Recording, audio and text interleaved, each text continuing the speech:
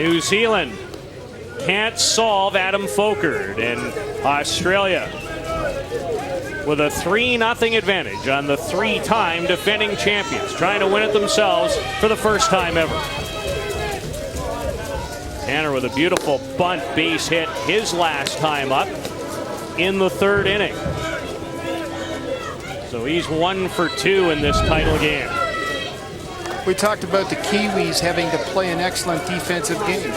Still 3 errors in a World Championship game. Unacceptable.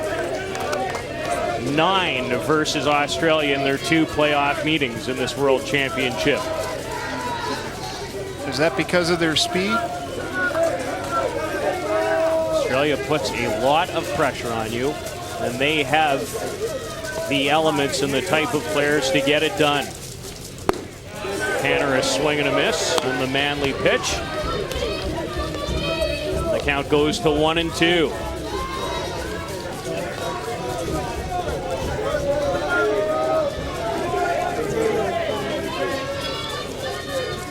Australia with 2 key runs in the bottom of the 4th to extend the advantage.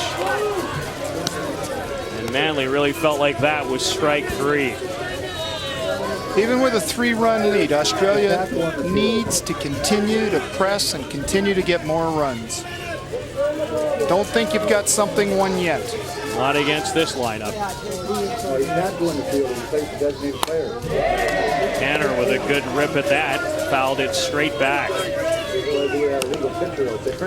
This reminds me of 1992 when Canada won the World Championship. We did come back in the 5th inning and defeat New Zealand in extra innings, but we came back from a 3-0 deficit, which is exactly what the Kiwis are facing here today.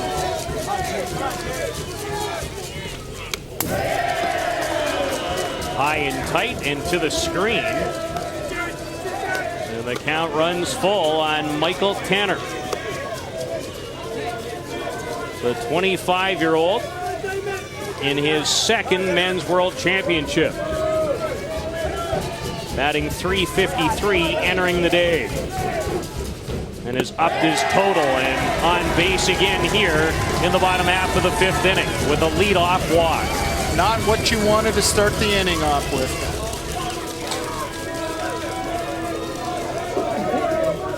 Manly knew it the minute he released it. Poor release point.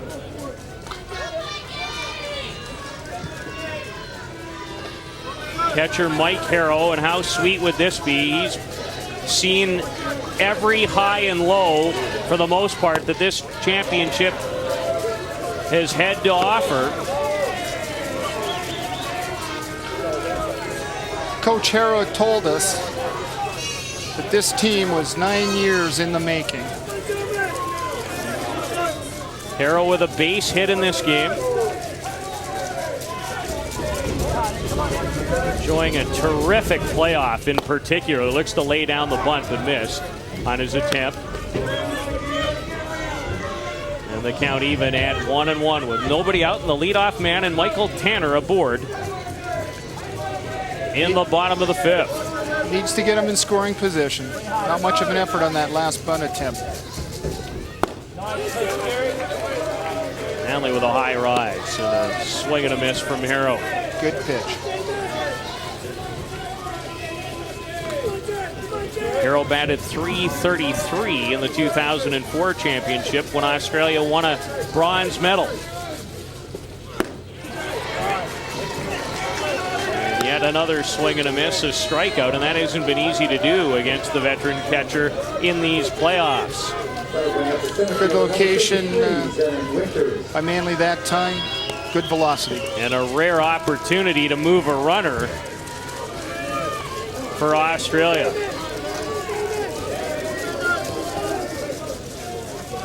And here's 25-year-old Shannon Winters.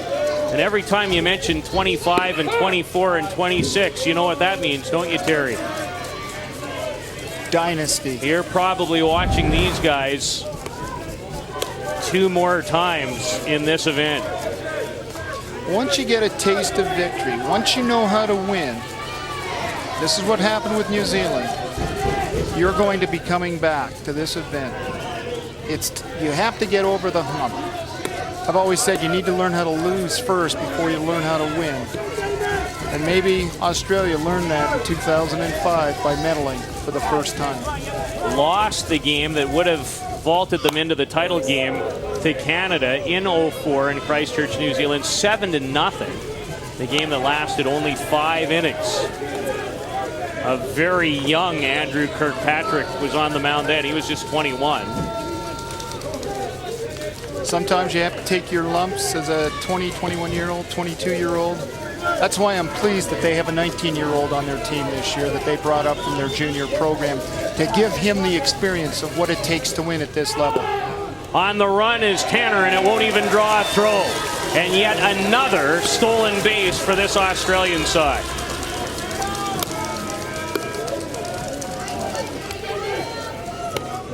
Coach Harrow is sending a message. He was so confident when we chatted with him prior to their playoff game against Canada. I looked at you when we walked out of the restaurant that we met him in and said, he really feels like he's going to win this thing. Winters goes the other way, a base hit. They'll send Tanner. Milne's throw cut off by Nukunuku. And it's 4-0 Australia. Just a great piece of hitting. You can't teach it any better than what he just did. Take a look at this.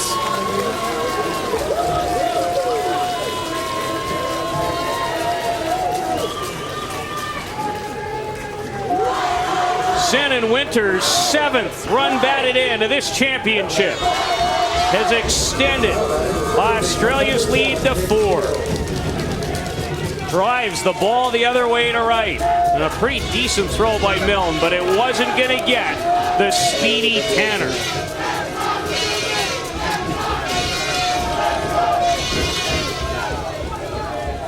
And Manley remains in the game. Marty Grant up working for New Zealand. Manley taking over from the starter, Heine Shannon. And Nick Shales has had himself a fine day. Again, up toward the front of the box. A little different from most of the top hitters. Just like, look again at what I just think is a terrific, compact, tight swing.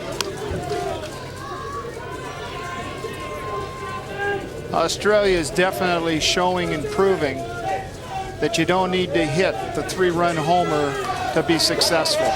Ooh, he liked that one too. 2 in the 4th, 1 here in the 5th for Australia. Some clutch singles have done the job. And Manley comes in tight with the rise, and he didn't like Shales that pitch. Didn't like it at all, but the strikeout sends Shales to the dugout. With a 4-run lead, you don't have to argue too much right now. Just keep your composure, mentally focus on what you have to do. Josh Davison singled his last time up.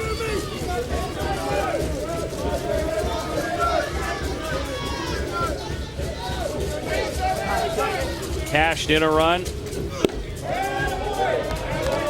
And takes ball 1 from Jeremy Manley.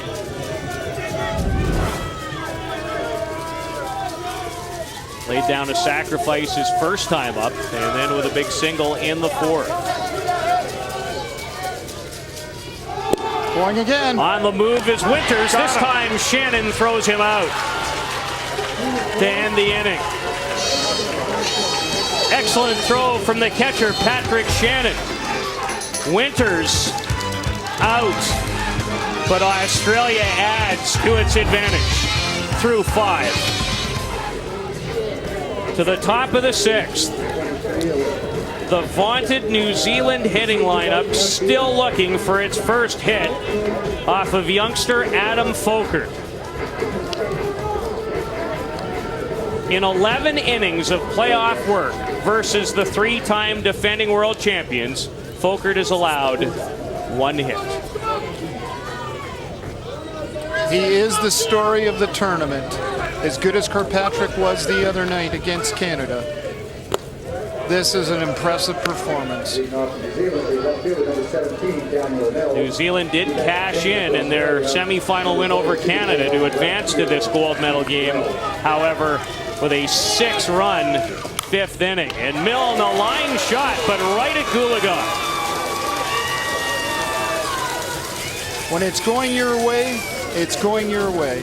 Probably the hardest ball they've hit off Folkert. But Goolagong in perfect position at third. He's had a nice tournament defensively as well.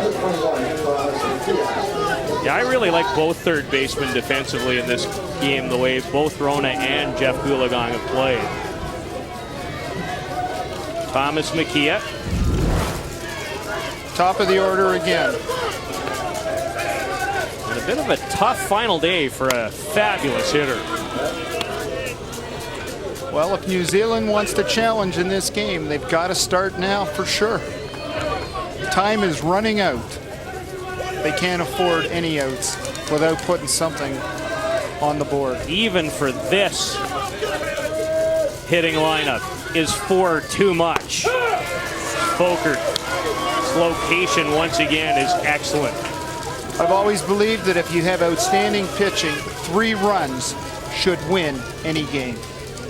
And they've got 4.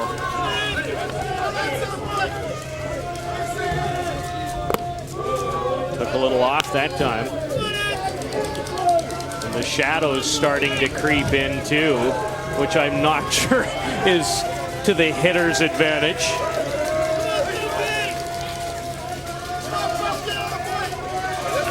And this guy doesn't need much help. Folkert rears back.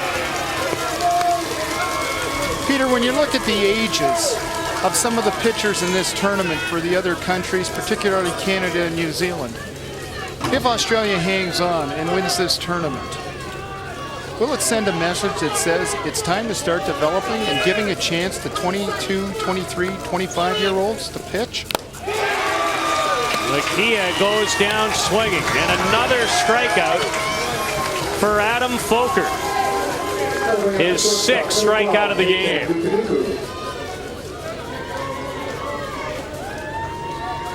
And there's 2 out in the 6th.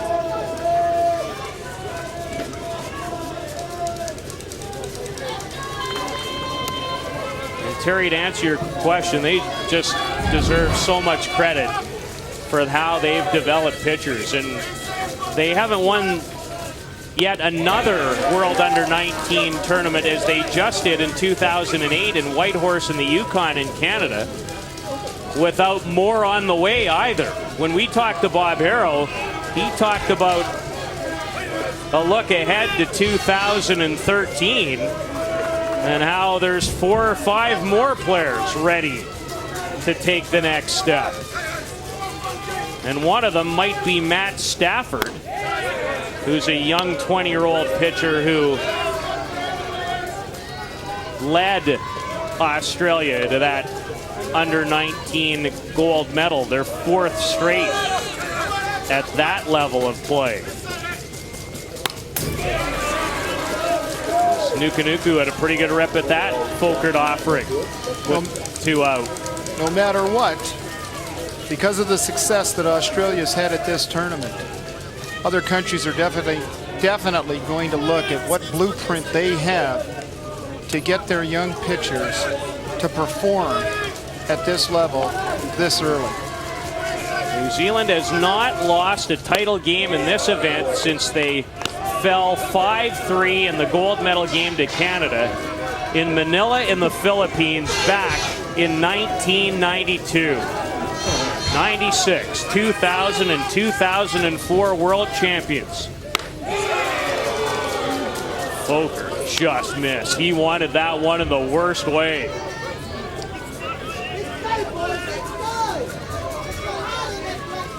As the count runs full to the shortstop, Nuku.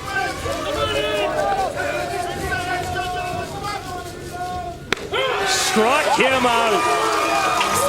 Adam Folkert and Australia 3 outs away from their first ever ISF World Men's title.